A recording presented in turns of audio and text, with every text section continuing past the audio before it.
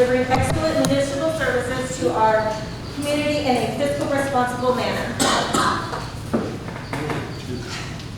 And this morning we have one, sorry, Betty. Roll call.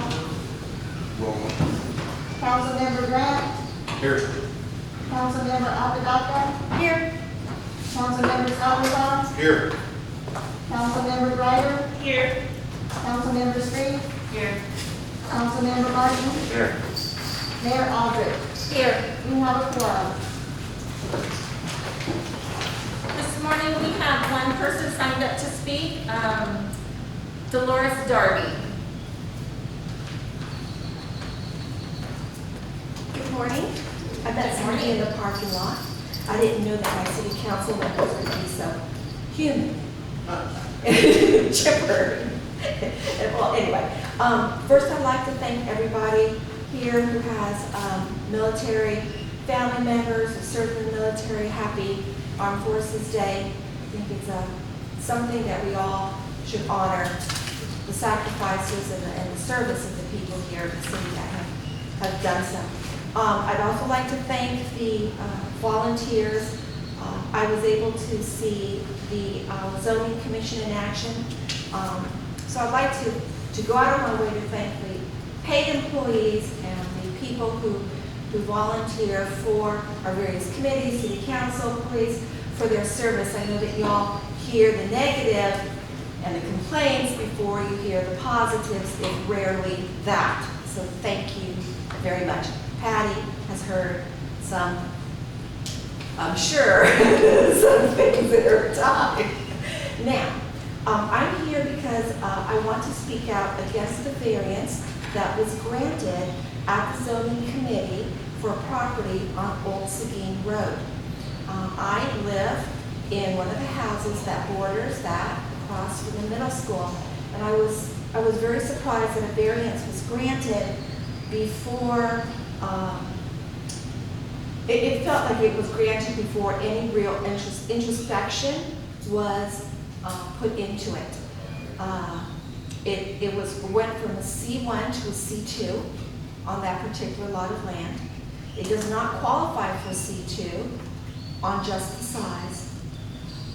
The lady who owned that plot of land didn't know about the drainage issue or what drainage she would have to be putting in, like flood abatement, but the variance was pushed through without those plans in front, as opposed to a gentleman who came in and had all of his ducks in a row concerning what he was going to do with his property, how he was going to address the flooding, everything. He knew everything.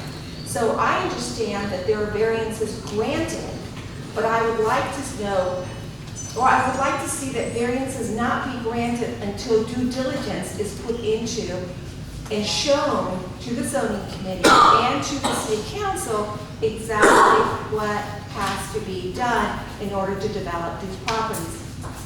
And speaking with my neighbors, I did kind of blindside them about this meeting today, and a lot of them had plans, but I didn't get a single, gosh, we're happy about this going in.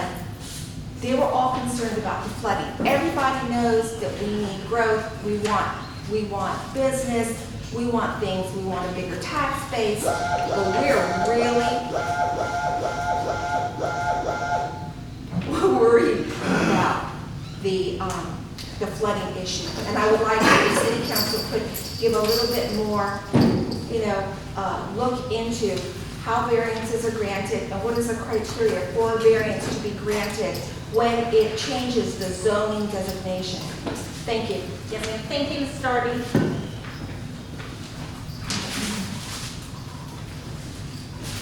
We will move on to 6A, presentation by city attorney and discussion on city charter, council roles and responsibilities, parliamentarian procedure, Open Meetings Act, Public Information Act, typical actions, competitive bidding rules, conflict of interest, and city-related boards and commissions. Mark Schnall, our city attorney, present. Good morning, members of the council and citizens present. As Mayor Aldrich has said, I am Mark Schnall. I am the city attorney. I've done city attorney work for the city of Kirby since 1989, and have been city attorney since 2003. That's a long time, in case anyone wasn't counting. And so this is a presentation where I encourage anyone on the council who has questions to ask the question when it comes to mind, as long as it's relevant to what I'm talking about. And we'll have an opportunity at the end if I didn't say something that you wanted to ask about, as long as it's germane to the agenda item wording, we can entertain those questions as well. But as I go on this presentation, please feel free to raise your hand or just speak up if you have a question or want clarification on something.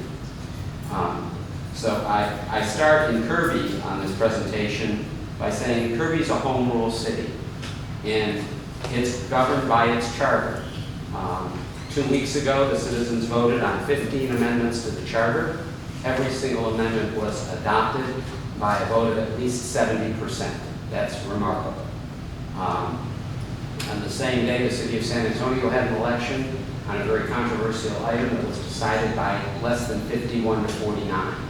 So the citizens were overwhelmingly in support of the recommendations from your charter commission and the action of the city council to get those recommendations on the ballot. The city charter covers matters such as how many people sit on the city council, 7. The quorum for council meetings, 4. The appointment and role of the city manager, local election rules, financial administration matters, and much more. As a home rule city, Kirby has much more flexibility in what actions it can take than a general law city, because a home rule city cannot take action that is contrary to state law, but usually can take action if state law is silent on the subject. The city manager is the chief administrative officer of the city, and essentially is also the chief operating officer of the city. The city manager is the only employee of the city hired by the city council. And so if a council member has an issue or a concern about a personnel matter involving some other employee, your first stop should be to the city manager. It would be somewhat undermining the city manager's authority and creating potential liability if city council members got directly involved in personnel issues on their own. That's why we have a city manager with that responsibility. The city manager's powers are set out in section 3.01 of the charter. They include the proper administration of the city, appointing, supervising, and when necessary, removing department heads, keeping city council informed as to the financial condition and future needs of the city, among other things. The city council is dealt with in Article 2 of the city charter. Article 4 covers your elections. In section 2.01, the council is set up to be composed of the mayor and 6 council members with staggered 2-year terms. The quorum, as I mentioned a minute ago, for the meeting of the city council is 4, but the charter also provides that except for matters relating to filling vacancies, all action of the city council must be adopted by the affirmative vote of 4 or more members of the city council. Certain actions, one, for example, being overruling a recommendation of the zoning commission to deny a zoning change or a special use permit, must be adopted by vote of at least 6 members of the city council. It takes a supermajority to take those actions. I think Ms. Vernon or staff have put in front of you a one-page list of something, you're not able to see this, but it looks like this, titled Robert's Rules Abbreviated. This is a list derived from Robert's Rules of Order on typical motions that might be made at a city council meeting or at any meeting of a governing body or a board. And the list shows a little bit of how motions would be worded, whether they can be debated, and what vote, whether it's a majority vote or a supermajority vote, is required for adoption of a motion under Robert's rules. For my part, rather than just reading off of this, I wanted to cover a few things that I thought have come up in the various city council meetings that I've attended and participated in over the years. As the Open Meetings Act requires that for action to be taken, your agenda has to specify action, at least specify in some action word that action is possible. But in addition to the agenda wording, there actually has to be a spoken motion from a member of the governing body that is made and seconded, and in some cases followed by discussion, in some cases immediately voted on.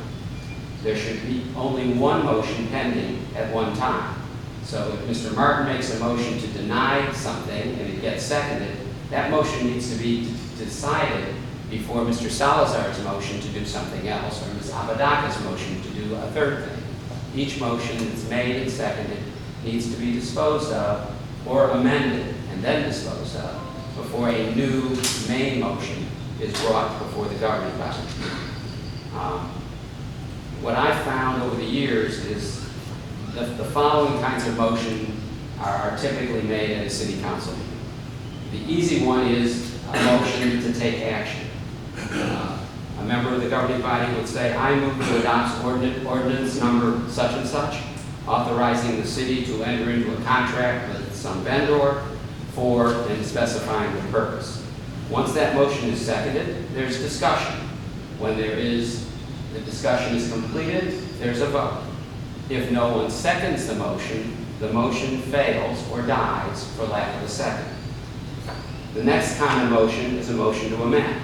We heard that motion to enter into a contract and with a certain vendor, and then another member of the council during the discussion says, I move that the motion to enter into the contract with so-and-so for this purpose be amended to add an authorization for Mayor Aldridge to sign the contract. The amendment has to be germane to the motion, has to relate to the motion that's before you. The amendment needs to be seconded.